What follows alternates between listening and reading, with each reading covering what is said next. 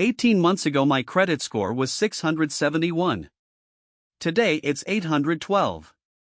That's 141 points added in a year and a half, and I'm going to show you every specific action I took, in order, with the approximate point impact of each. Some of these moves added 20 or more points in a single month. One of them most people have never heard of. This is a practical, step-by-step guide. Not theory, I'm telling you what I actually did, when I did it, and what the credit report showed afterward. I'll also explain the 5 FICO score factors so you understand why each action works. Understanding the framework makes it easier to prioritize your own moves based on your specific situation. I also want to be clear at the start, some of these tactics are aggressive and require a bit of setup. You don't need all of them. You need the ones that target your specific weak spots. Before I tell you what I did, you need to understand what FICO is measuring. Your credit score is not one mysterious number, it's a weighted average of 5 factors. Payment history, 35%. Have you paid your bills on time? This is the biggest factor. A single 30-day late payment can drop your score by 60 to 110 points. The good news, with time, the impact of old late payments fades. Credit utilization, 30%. This is your total credit card balances divided by your total credit card limits. A $1,000 balance on a $10,000 limit card is 10% utilization. Excellent. A $2,800 balance on a $3,000 limit card is 93% utilization, devastating to your score, even if you pay in full every month. Length of credit history, 15%. How long have your accounts been open? The average age of all your accounts matters, plus the age of your oldest account. This is why closing old cards can hurt your score, it shortens your average history. Credit mix, 10%. Do you have different types of credit? Credit cards, installment loans, car, student, mortgage, having a mix signals you can manage different credit products. New credit/inquiries, 10%. How recently did you apply for new credit? Each hard inquiry, a lender pulls your report, drops your score by 2 to 5 points temporarily. Opening many accounts in a short window looks risky. Knowing this breakdown tells you where to focus. If your utilization is at 70%, fixing that alone could add 80 plus points. If your history is short, the moves are different. Here's my 18-month sequence. Month 1, the utilization fix. My biggest problem was utilization. I had 2 credit cards, one with a $4,200 balance on a $5,000 limit, 84% utilization, and one with a $600 balance on a $1,500 limit, 40% utilization. My blended utilization was around 71%. Action: I called both issuers and requested a credit limit increase. The larger card raised my limit to $9,000. The smaller card raised it to $3,500. My utilization immediately dropped from 71% to 39% with zero debt reduction. Score jump within 30 days, approximately plus 28 points. Then I used a tax refund to pay down the larger balance. Utilization dropped to 24%. Additional jump, approximately plus 22 points. That's 50 points from utilization alone in the first 2 months.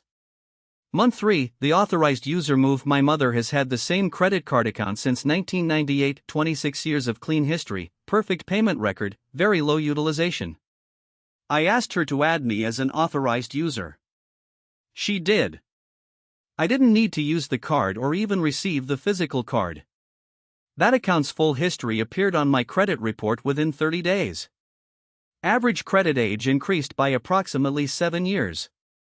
Score jump, approximately plus 19 points.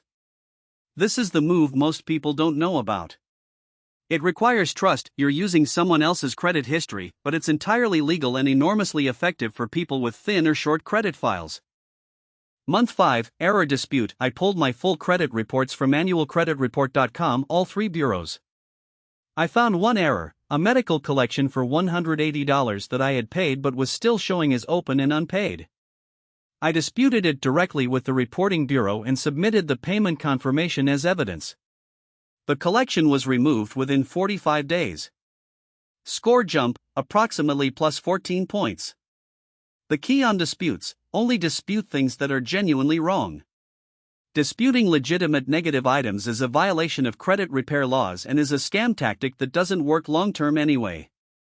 Month 7, the credit card strategy. I opened one new credit card, specifically a card with excellent rewards on categories I spend on anyway, with the explicit plan of paying the balance in full every month and never carrying a balance. I used it for groceries and gas, paid it off weekly, and kept utilization below 5%. Why open a new card? 2 reasons. Credit mix improved. I now had 3 credit products. Total credit limit increased further, pushing blended utilization lower on my existing balances. Short-term impact, -5 points from the hard inquiry. Within 6 months, net score impact was positive. Month 10 to 18, the patient work. From here, the remaining gains came from one thing: time and consistency. No missed payments, ever. Utilization held below 10% consistently. No new inquiries. Old negative items aging off. A 2019 late payment crossed the 3-year mark and its weight in my score reduced measurably. By month 18, 812. 2 tools worth knowing. Experian Boost *, a free service that adds on-time payments for utility bills, phone bills, and streaming services to your Experian credit report. These payments don't normally appear on credit reports, but Boost allows you to opt in and have them counted. Average score improvement for people who use it, 13 points, per Experian's own data. This only affects your Experian score, not Equifax or TransUnion, but if a lender pulls Experian, it matters. Credit Karma * free credit monitoring for both TransUnion and Equifax scores, Vantage Score, not FICO, slightly different model but closely correlated. Useful for tracking changes in real time, catching new hard inquiries, and getting alerts about new accounts opened in your name. The score shown isn't your exact FICO, but movements in one generally mirror movements in the other. I use both. Experian Boost is a free 15-minute setup for potentially meaningful score improvement. Credit Karma is free monitoring that keeps you informed. If I were starting from scratch with a thin file or a 550 score, here's the sequence I'd follow. Step 1, get a secured credit card. Put down $500 as a deposit, which becomes your credit limit. Use it for one small recurring charge per month. Pay it in full every month. After 12 months, you have a year of perfect payment history. Capital One Secured and Discover Secured are both strong options. Step 2, apply for a credit builder loan. Many credit unions and some online platforms offer these. You borrow $1,000 the money goes into a locked account, you make monthly payments, the payments are reported to all bureaus, and at the end of the term you receive the funds. Builds both payment history and credit mix. Step 3, only then apply for a regular unsecured card once you have a base of 12 months of clean history. Avoid these mistakes. Closing old credit cards shortens average history, reduces total credit limit, potentially increases utilization. Keep them open even if you rarely use them. Applying for multiple cards in a short period, each hard inquiry costs you points, and multiple inquiries in a short window signals desperation to lenders. Paying off an installment loan. Counterintuitively, paying off your car loan or student loan in full can briefly lower your score because it reduces your credit mix. This doesn't mean you shouldn't pay off loans. Just don't be surprised by a temporary dip. Missing payments by even 1 day. Most lenders don't report until 30 days late, but review your payment dates carefully. Some report on time or late to bureaus based on contract date, not grace period.